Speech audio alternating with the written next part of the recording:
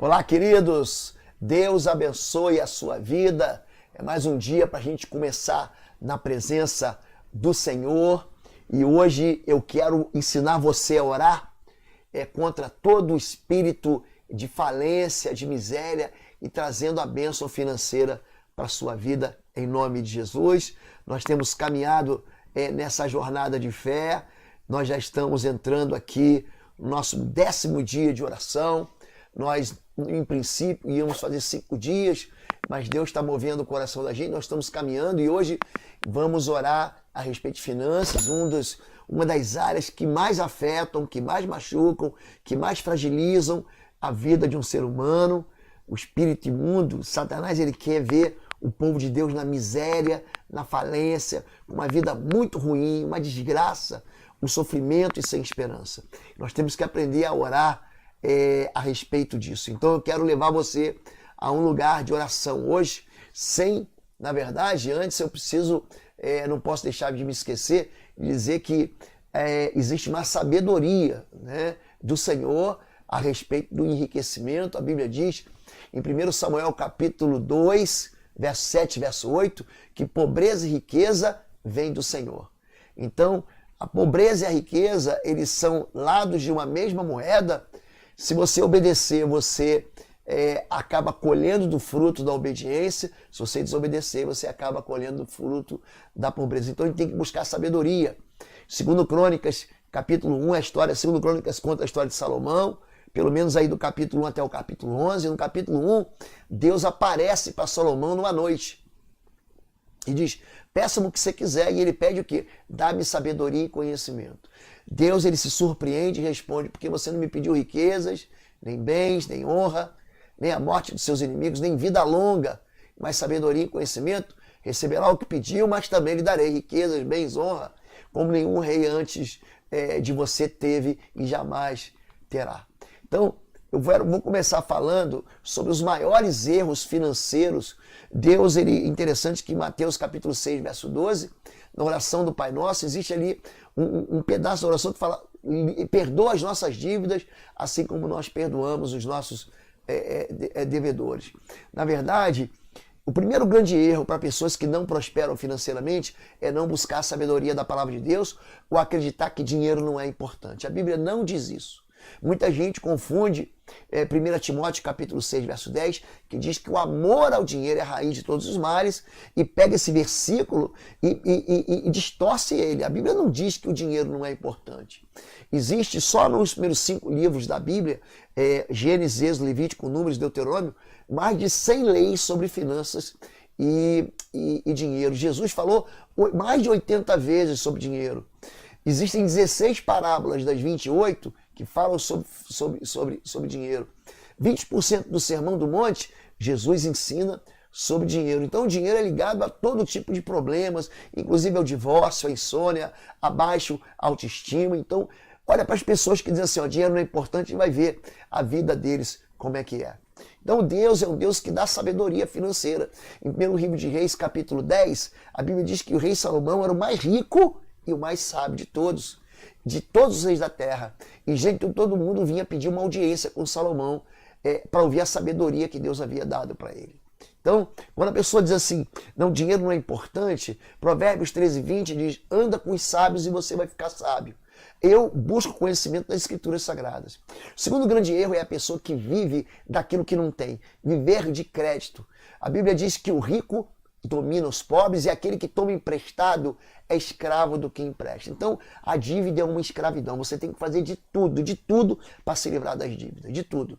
Então, a Bíblia diz que nós, meus Coríntios capítulo 7, 23, fomos comprados por alto preço, que a gente não deve se tornar escravo, principalmente de banco, de crediários, de cartão de crédito, de cheque especial. Existe um princípio de liberdade. Em Romanos 13:8 diz que a ninguém fique devendo coisa alguma. Um terceiro princípio, além de você estudar a respeito da questão e além de você não viver escravo do crédito, é que você deve ter uma reserva. Então, muita gente pensa que prosperar financeiramente é uma estratégia só. Não é. São diversas ações inteligentes que você toma a tua vida inteira. Então, você precisa entender que para tudo há uma ocasião. E o trabalho, gente, é uma bênção. A Bíblia diz que Deus colocou o homem, Gênesis 2, verso 15, no jardim para trabalhar, para cuidar dele, para cultivar. Em João capítulo 5, verso 17, Jesus diz: o meu Pai continua trabalhando até hoje, e eu também estou trabalhando. Então a gente experimenta ver na igreja, inclusive, uma multidão de sonhadores e pouquíssimos realizadores. É gente preguiçosa, é gente que não trabalha. Se você vai ver por trás da riqueza de alguém, aquele irmão foi abençoado. Ele trabalhou muito. Você vê, eu hoje já acordei às 5 da manhã. Ontem, às 4 da manhã eu estava de pé. Ontem a gente ministrou sobre oração de contra-ataque. 4 da manhã eu fui dormir anteontem, mais de meia-noite. 4 da manhã eu estava em pé, eu estava preparando um material, um livro que eu estou escrevendo. Eu estou muito animado com esse livro. Então, quer dizer, pessoal, o pastor não gosta de dormir. Gente, eu amo dormir. É o esporte que eu mais gosto de fazer, é dormir. Agora, eu tenho uma vida só para viver, querido. E eu tenho que ganhar essa vida. Então, muita gente sonha, é preguiçoso, não trabalha a terra e acha que Deus vai fazer cair do céu. Querido, aquele que semeia muito, muito vai colher. Aquele que pouco semeia vai colher pouco. Deus abençoa as mãos de quem trabalha. Se você pegar a vida de todos os homens de Deus, por exemplo, José, ele estava na prisão e ele prosperou. Ele estava na casa de Potifar e ele prosperou. Ele era o governador do Egito e ele prosperou. Tem muita gente que fala assim, não, quando eu chegar, quando eu for chefe, quando eu for diretor, não. Ele produz, ele prospera dentro da prisão, como escravo ou então como governador. Então o Senhor está com quem trabalha. Então você precisa entender que você precisa ter uma vida financeira saudável. Que tempos bons e maus vêm. Ah, pastor, eu fui desempregado na pandemia. Existem crises econômicas que todo mundo passa. Se você pegar capítulo 26 do livro de Gênesis, você vai ver ali que Isaac, ele semeia num tempo de seca. Ele colhe a 100 por 1. Os nossos empregos, gente, não são vitalícios. As empresas vêm e vão. As empresas, elas falham, elas começam e falham. Quantas empresas a gente conhece aí que não existe mais? Empresa aérea, empresa de carro. A Ford saiu do Brasil agora. Então, gente, existem princípios de felicidade, existe. Não gaste mais do que você ganha. Você não pode gastar. Você não pode viver ostentando. Você deve entender que a prosperidade, ela depende de algo chamado obediência e leva tempo. A gente não fica rico da noite para o dia. E gente que fica rico da noite para o dia fica pobre em seguida, porque não sabe o valor de dinheiro. Então, a Bíblia revela que é por trás do dinheiro que se revela um espírito imundo. É isso que eu quero orar por você. A Bíblia diz em Joel capítulo 1, né, que existem 4 tipos de gafanhotos. Aí você tem uma impressão de que ele está falando a respeito. E estava mesmo, né? Porque o olho do profeta enxerga o mundo físico, mas também enxerga o mundo espiritual. Existem 4 tipos de gafanhotos: o cortador, o migrador, o devorador, o destruidor. Né? O gafanhoto cortador é aquele que impede que a bênção financeira chegue na sua vida. Ele fecha as portas da oportunidade, ele trava os negócios, ele mina a prosperidade, ele vai minar a prosperidade da pessoa. O migrador, como o próprio nome diz, ele leva para longe o que deveria ficar entre nós. Quer dizer, pastor, eu ganhei muito dinheiro, me roubaram. Eu ganhei muito dinheiro, fui assaltado. Eu tomei um golpe no mercado financeiro, na empresa. Existem aqueles, né, que a Bíblia chama de gafanhoto devorador. Esse é responsável pela esterilidade. O devorador, ele é responsável pela esterilidade financeira. Ele devora tudo, né? A Bíblia fala sobre ele, na verdade, em Malaquias capítulo 3 também. Malaquias capítulo 3, a partir do verso 9, verso 10, fala sobre ele. E o gafanhoto destruidor é aquele que arrasa completamente a vida da pessoa. Então, já que eu citei Malaquias capítulo 3, de 10 a 11, tem muito filho de Deus que está roubando o próprio pai. Pastor, como é que eu recebo a questão de... O dízimo é uma questão de fé, é uma questão de obediência. O dízimo não abençoa a igreja, abençoa você. E o teu dízimo você tem que levar para a tua igreja. Lá onde você é abençoado. Quem é o pastor que ora por você, que abençoa você, que te visita quando você está internado no hospital, que batiza você, que batiza a tua família, que ora por você. É ali que, gente, existe... Quando Deus fala sobre isso, ele fala, a nação toda está me roubando. Então, o dízimo, ele protege aquilo que a gente tem. Quando você entrega o dízimo, você está santificando o que está no teu bolso. Em Mateus capítulo 23, a Bíblia diz que aquele que leva para o altar a sua oferta, ele santifica a oferta. Então, o dinheiro ele é capaz de tornar uma proporção, ele quer ser amado como Deus. Mateus 6,24, Jesus diz, ninguém pode amar a dois senhores, ninguém pode servir a dois senhores, vai amar um e odiar o outro. Então o dinheiro quer ser tão amado, eu sei que você ama o Senhor, eu sei que você ama a Deus, mas o dinheiro quer que você ame mais o dinheiro do que a Deus, entendeu? O dinheiro, ele traz um amor cheio de sofrimento. Em 1 Timóteo capítulo 6, verso 9, a Bíblia diz, os que querem ficar ricos caem em tentação e armadilhas, e em muitos desejos descontrolados, nocivos que levam os homens a mergulharem na ruína e na destruição. Então, é um amor que fecha o reino dos céus. Jesus diz, é mais fácil um camelo passar no buraco de uma agulha do que o rico entrar no reino de Deus. Não é que o rico é aquele que coloca o seu coração no dinheiro, né? Você lembra de Judas? Era um homem insuspeitável. Se você lê, é que você conhece a história de Judas, porque a gente já tem esse nome de chamar de Judas o traidor. Mas se você fosse lendo a Bíblia e não conhece a história de Judas, Judas é um sujeito que ele é insuspeitável, até que Satanás entra nele. Por quê? Por causa do dinheiro. Então, o dinheiro é um assunto espiritual. Então você não pode ignorar a questão de ser dizimista, porque o dízimo é um princípio espiritual. Ele fala assim, traga o dízimo, eu vou abrir a janela dos céus e vou repreender o devorador. Então o mundo espiritual vai estar resolvido, né? Cuidado com essa questão do saco furado. Existe um outro princípio que é o princípio da oferta. Se o princípio do dízimo é um princípio da obediência, o princípio da oferta é um princípio de amor.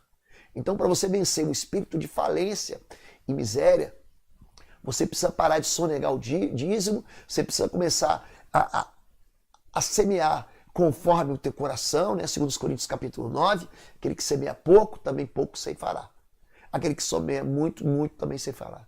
O dinheiro ele não dá acesso ao céu. Aquele irmão é abençoado porque tem dinheiro. Não é nada disso. Quando Jesus fala isso em Mateus 16, ele fala, que adianta o homem ganhar o mundo inteiro e perder a sua alma? Ou o que ele vai dar em recompensa da sua alma? Por quê? Porque dinheiro não é sinônimo de bênção. Então, eu estou com esse texto na minha cabeça, Lucas capítulo 12, verso 15, diz assim, porque a vida do homem não consiste na abundância dos bens que ele possui. Amém? Então, peça a Deus sabedoria financeira, peça a Deus para tirar a sua família escravizada pela dívida, busque satisfações legítimas, não vai gastar dinheiro com droga, com cachaça, com jogo com os esportes que viziam você. Cuidado com os teus desejos descontrolados que faz você gastar mais do que você tem.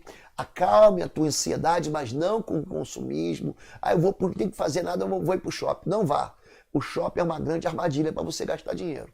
Então, mesmo que você gaste um pouquinho, você vai gastar até uma promoção de algo que você não precisa, tá bom? Não ignore o mundo espiritual, tá bom? Planeje, não tenha pressa em prosperar, trabalhe duro, amém? Fala, povo lindo do Senhor. Você que tem crescido e sido edificado aqui no nosso canal do YouTube, através das mensagens, através das orações. Quero chamar você para visitar o nosso site www.pastorlobo.com. Lá você vai ter a nossa loja virtual com cursos e também com livros que vão edificar profundamente a sua vida na guerra espiritual. Vai lá, vai ser uma bênção. Vamos orar? Quero orar por você. Você pode repetir essa oração comigo. Senhor, meu Deus e meu Pai, em nome do teu Filho Jesus, eu mais uma vez, eu te confesso, Deus, como meu Senhor, meu Salvador. O Senhor é a razão pela qual eu tenho vida eterna, porque o Senhor enviou Jesus Cristo, teu Filho, para morrer por minha vida. E eu quero, nesse momento de oração, reclamar a plenitude da vontade do Senhor para a minha vida, em nome de Jesus. Eu quero, nesse momento, me submeter completamente ao Senhor, meu Deus, como um sacrifício vivo e agradável. Eu quero, nesse momento, fazer uma escolha. Eu quero ser transformado na minha vontade, na minha mente, para que só o Senhor me mostre, só o Senhor me capacite, só o Senhor me dê inteligência e sabedoria para eu poder viver plenamente as promessas que o Senhor me deu. Eu quero tirar da minha vida, diga assim, todo espírito de incredulidade, de medo, de usura, de avareza.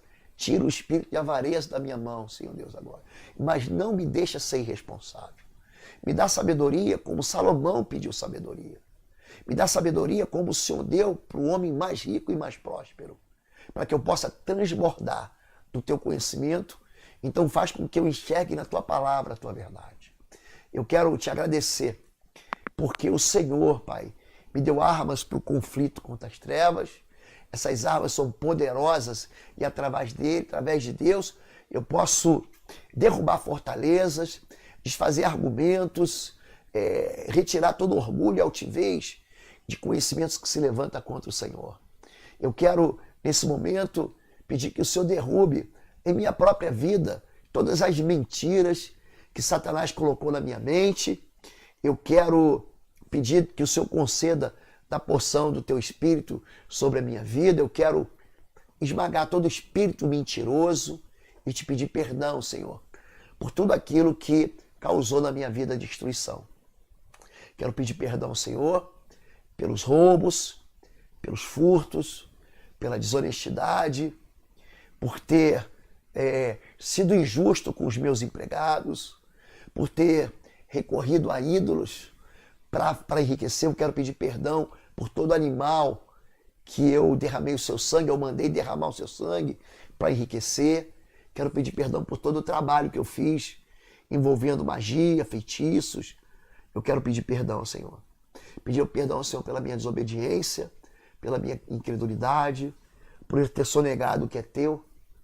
Eu quero pedir perdão porque eu não fui para o altar santificar a minha oferta. Eu, na verdade, eu comi a própria semente que eu devia estar semeando. Eu quero pedir perdão por isso. Quero pedir perdão porque eu fui e me fiz ignorante, não querendo buscar o conhecimento da tua palavra. Quero pedir perdão porque eu não trabalhei, não semeei a terra, não semeei com fartura. Eu quero pedir perdão, Senhor, porque eu ignorei os teus princípios. Mas agora eu peço, em nome de Jesus, Pai, que seja cancelado sobre a minha vida toda praga que foi lançada pelos meus pais, de que eu não iria prosperar, de que eu iria ficar pobre, de que eu iria viver na sarjeta e na miséria. Eu cancelo isso e torno sem efeito em nome de Jesus. Eu declaro que a minha vida financeira, meu trabalho, meus negócios, estão todos eles protegidos, resguardados, liberados, sustentados pelo poder do Espírito Santo. Nenhuma arma contrária, nenhuma palavra de feitiço vai tocar na minha vida. Senhor, meu Deus, eu quero, em nome de Jesus de Nazaré, cancelar e tornar sem efeito, Pai, tudo aquilo que tem cobrado de mim miséria espiritual, tudo aquilo que veio dos meus pais. Eu quero que as tuas promessas, Pai, de prosperidade, como em forma até de eu investir no teu reino, nessa terra, sejam cumpridas em nome de Jesus. E eu ordeno agora, em nome de Jesus, que o gafanhoto cortador, o migrador, o devorador, o destruidor, sejam, com as suas bocas, sejam costuradas e todo o mal na minha vida financeira seja retirado. Eu declaro que o meu Deus é o dono do ouro e da prata e que eu sou herdeiro dessa promessa pelo sangue de Jesus. Por isso, os meus celeiros serão fartos, por isso o Senhor vai fazer transbordar de azeite aquilo que eu tenho guardado. O Senhor vai fazer com que os meus lagares possam suprir toda a minha alegria. Eu quero abençoar as minhas finanças e trazer de volta o fruto do trabalho das minhas mãos, em nome de Jesus. Eu quero, em nome de Jesus, declarar que nunca vai faltar do pão, nem do alimento e nem das vestes sobre nossa vida. Jesus diz que o meu Pai, que está no céu, veste livre dos campos, ele dá pão ao que come, semente ao que semeia, ele alimenta os pássaros do céu. Então quero declarar que nós não seremos envergonhados. Fica assim quebrado toda a maldição por causa da minha desobediência, da desobediência dos meus pais, que atingiu a minha vida profissional, que atingiu as minhas finanças. Em nome de Jesus, eu entrego ao Senhor agora a minha vida. Eu cancelo, Pai, toda a ordem do inferno que veio trazer sobre a minha vida problemas econômicos. Eu quero declarar que tudo que está me impedindo, mentindo, me enganando, me iludindo, distorcendo a verdade, seja retirado. Que o Senhor me dê sabedoria para eu desbaratar as forças das trevas, me dê da unção e me capacite, Senhor Deus da glória, para eu exaltar o teu nome e glorificar em nome de Jesus, o nome do teu filho Jesus. Agora, Pai, abençoa a obra das minhas mãos, abençoa tudo que eu tenho e tira o meu nome dessas empresas de crédito, tira meu nome, Senhor Deus, do Serasa, do SPC, tira o meu nome desses quadros de devedores e faz com que eu seja honrado, em nome de Jesus, Deus. Que o Senhor, eu possa olhar para trás e declarar que o Senhor abençoa a minha vida. Eu oro assim, em nome de Jesus. Amém. Amém, queridos? Você pode incluir na sua oração qualquer outra administração, uma causa na justiça, uma herança que você deve receber e não recebe, um problema que ficou aí para trás, uma dívida, enfim. Mas não deixe de orar. Amém?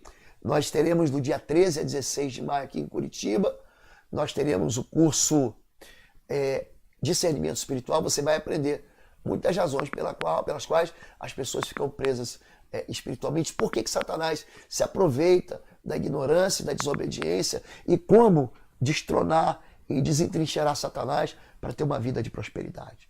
Se você quiser fazer um curso com a gente, entra lá na nossa loja virtual www.institutoexo.com. Ali também você vai encontrar, além do curso de Discernimento Espiritual, você vai encontrar livros da nossa coleção e daquilo que a gente tem abençoado as pessoas. Se você quiser fazer os nossos cursos online, digita aí cursos.pastorlobo.com. Esse mês é um mês, inclusive, de desconto na plataforma.